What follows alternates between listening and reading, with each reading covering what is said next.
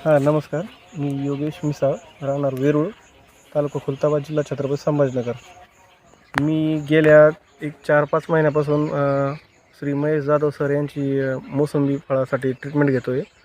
या अगोदर माझ्या म्हणजे फळझाडे खूप खराब झालेली होती. झाडं काढून टाकण्याचा माझा विचार मानस होता. परंतु माझ्या नातेवाईकांनी जाधव सरांचा रेफरन्स दिला.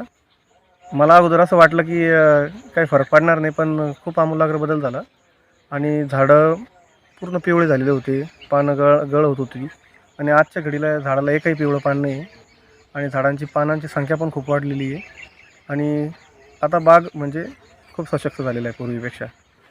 आपण ट्रीटमेंट चालू करून किती दिवस झाले? ऑक्टोबर-नोव्हेंबर 2025 पासून करतोय ते. बरोबर. साधारणतः आता एक 4 ते 5 महिने कंप्लीट झाले. 4-5 ट्रीटमेंट चालू करण्याच्या अगोदर काय कंडिशन होती बागेची? झाडांचे संपूर्ण पानं पिवळे झालेले होते. हा. जवळपास झाडांना 30% पानं राहिलेले होते. हां हां. म्हणजे कुठलाही ताण नसताना. हो, आणि झाडं म्हणजे काढून टाकायच्याच मनस्थितीत होते पूर्ण. बरोबर. आणि झाडांची मर जास्त होत होती आपल्या. मर पण होती. बरोबर. आणि काडीवर जाण्याचं प्रमाण काडी पण पण खूप होतं. म्हणजे जवळपास मी प्रत्येक 4-1 फूट झाडांच्या फांद्या काढावं लागल्या मला. वाळलेले होते पूर्ण. इथपर्यंत वाळले होते. हां. आणि ट्रीटमेंट चालू केल्यानंतर काय बदल झाला, तुम्हाला काय जाणवलं? पानांना ग्रीनरी आली, झाडामध्ये रसरशीतपणा आला, फांद्या पण अशा सहज आता बरोबर रसदारपणा वाढला फांद्यात. बरोबर. आणि पहिले आपले फळांची ड्रॉपिंग फार व्हायचे, तर ती पण बऱ्यापैकी थांबले. हो हो.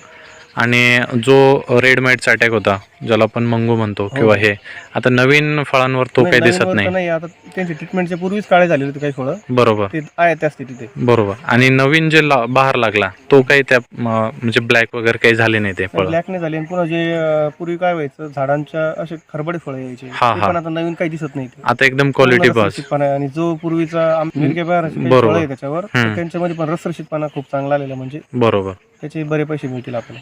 बरोबर. आता जे शेतकरी झाडं काढून टाकण्याच्या स्थितीमध्ये आहेत, म्हणजे प्रोडक्ट नाही किंवा तुम्ही जे सांगितले तेच प्रॉब्लेम त्यांच्याकडे पण आहे, त्या शेतकऱ्यांना तुम्ही काय सांगू इच्छिता?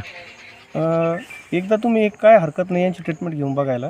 बरं. मी त्या मनस्थितीत होतो झाडं काढून टाकण्याच्या, पण आज रोजी तर असं वाटतंय की झाडं चालतील अजून 10-20 वर्ष. बरोबर. तुम्हाला माझा रेफरन्स कशामार्फत मिळाला होता? आमचे एक नातेवाईक आहे इथं कदम म्हणून, लाखनी, वैजापूर तालुक्यामध्ये. हो ते मला सहज बोलले होते की बाबा यांची ट्रीटमेंट घेऊन बघ म्हणे. हो हो. आणि जाधव साहेबांनी मला सांगितलं त्यांच्यासारखे झाडं करू, पण मला काही विश्वास बसला नव्हता. हां हां म्हटलं आता काय शेवटचा पर्याय करून बघू आपण. हां हां. आला फरक तर ठीक, नाही तर असंही उपटायचेच झाडं आपल्याला. बरोबर. पण एक शेवटचा प्रयत्न करून बघितला. आता तुम्हाला अनुभव चांगला आला? हा, आता झाडं असं एकदम छान छान वाटतंय. छान. बगीचात आल्यावर करमतंय म्हणजे आता. पूर्वी बागात यावं वाटत नव्हतं, हा म्हणजे येण्याला टाळायचो मी की बाबा जाऊ उद्या जाऊ नंतर जाऊ बघू. पण आता आलं तर जावं वाटत नाही इथं. बरोबर आहे. म्हणजे अशाच परिस्थितीमध्ये आज बाग आहे, हा तर तुम्ही समाधानी आहात का? हा, चांगलं समाधान. ठीक आहे, धन्यवाद.